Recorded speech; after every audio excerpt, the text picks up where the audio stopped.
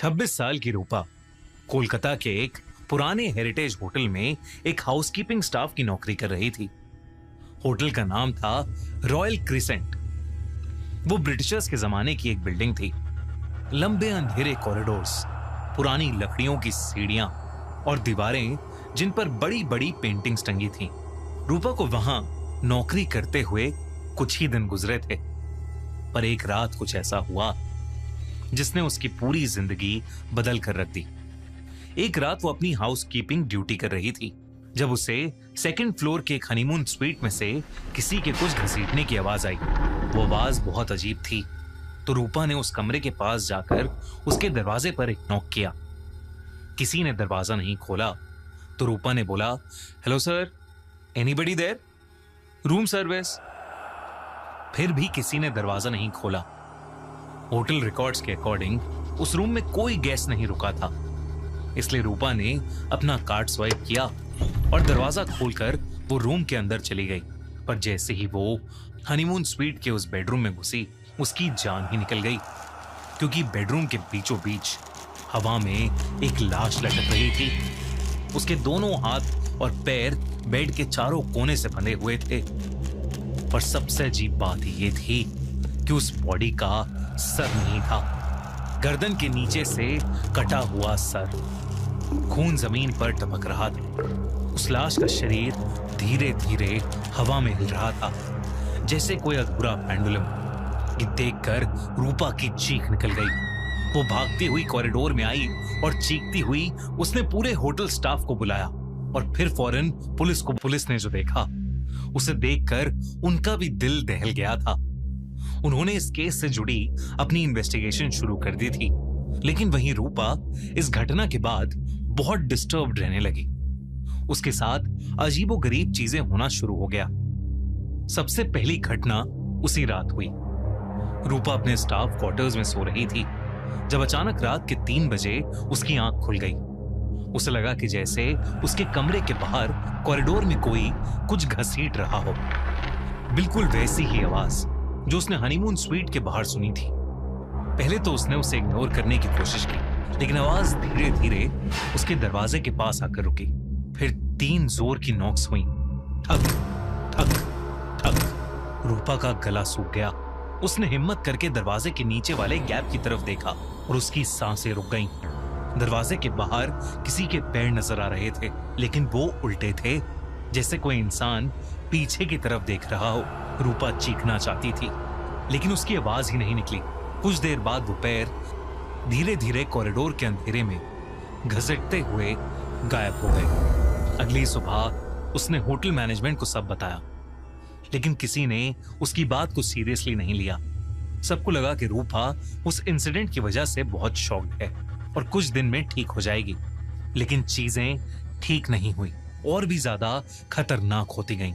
2 दिन बाद होटल के पुराने स्टोरेज रूम की सफाई करते वक्त रूपा को एक लकड़ी का पुराना बॉक्स मिला। बॉक्स पर अजीब सिंबल्स बने हुए थे।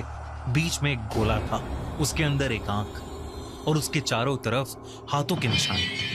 रूपा से रहा नहीं गया और उसने वो पुराना बॉक्स खोला।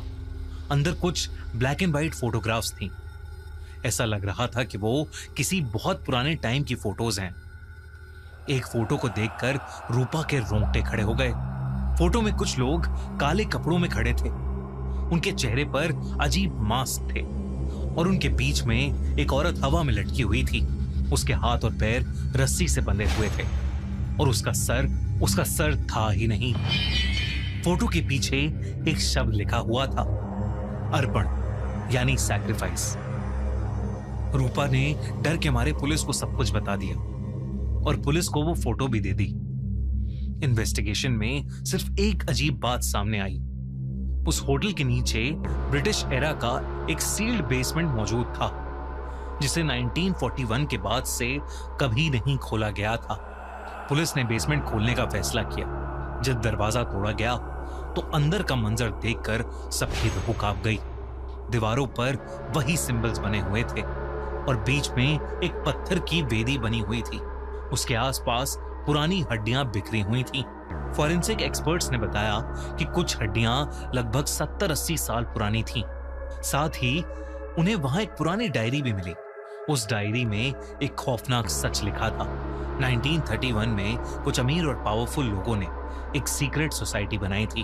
वो लड़कियों की बलि चढ़ाते थे और वो इस रिचुअल को अर्पण कहते थे।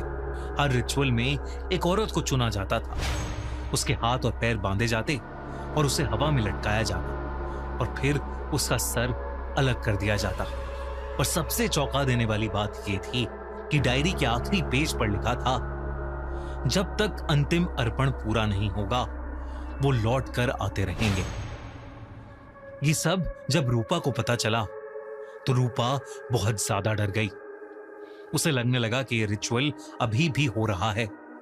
उसने सोचा कि वो सुबह होते ही नौकरी छोड़ देगी, लेकिन रूपा के लिए अगली सुबह कभी हुई ही नहीं।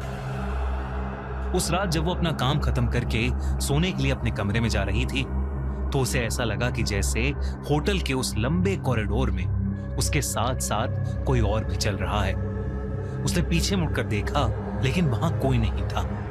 पर जैसे ही उसने अपने कमरे का दरवाजा खोला तो उसे अंदर 5 लोग दिखाई दिए, जिन्होंने बिल्कुल वैसे ही काले कपड़े और काले मास्क पहने थे जो उसने फोटोज में देखे थे। उनमें से हर एक के हाथ में एक कटा हुआ औरत का सर था जो सड़ चुका था। जैसे ही रूपा ने वो सब देखा, उसकी चीख निकल गई और वो रूम से बाहर भागी। वो मदद के लिए चीख रही थी, लेकिन ऐसा लग रहा था कि जैसे वो पूरे होटल में अकेली हो। धीरे धीरे हर तरफ से उसे उन काले मांस वाले लोगों ने घेर लिया और तब वो होटल के एक खाली रूम में घुस गई और उसने किसी तरह उस रूम को अंदर से बंद करा। उसके पास उसका फोन था और उसने तुरंत पुलिस को फोन किया और उन्हें सब बताया। पुलिस ने कहा कि वो वहां फौरन आ रहे हैं। पर जैसे ही रूपा ने फोन रखा, उसे रियलाइज हुआ कि वो उसी हनीमून स्वीट में है जहां उसने पहला मर्डर देखा था। पुलिस फौरन होटल पहुंची, लेकिन तब तक बहुत देर हो चुकी थी। उस होटल के हनीमून स्वीट का दरवाजा अंदर से लॉक था। जब पुलिस ने वो दरवाजा खुलवाया तो वो सहम गए। कमरे के बीचों बीच हवा में एक लाश लटक रही थी। उसके हाथ और पैर बेड के चारों कोने से बंधे हुए थे। शरीर धीरे धीरे हवा में हिल रहा था जैसे कोई अधूरा पेंडुलम, और उसका सर धड़ से गायब था। वो लाश किसी और की नहीं बल्कि रूपा की थी। पुलिस को रूम की दीवार पर खून से लिखा हुआ एक संदेश मिला, अंतिम अर्पण। इस इंसिडेंट के बाद पुलिस को रूपा की सारी बातों पर यकीन हो गया और उन्होंने उस पूरे होटल को सील कर दिया। पुलिस को उस कल्ट रिचुअल के बारे में कोई और ठोस सबूत नहीं मिला। तो कुछ दिन के बाद वो होटल एक दूसरे नाम से फिर खुल गया, लेकिन वहां के लोग आज भी ये कहते हैं कि उस होटल के अंदर एक सरकटी औरत की आत्मा भटकती है। दोस्तों, कैसी लगी आपको ये कहानी? अगर आपको ऐसी डार्क साइकोलॉजिकल थ्रिलर्स पसंद है जहां सीरियल मर्डर्स, गिल्ट, ट्रॉमा और रिडेम्पशन के साथ कल्ट रिचुअल्स भी हैं,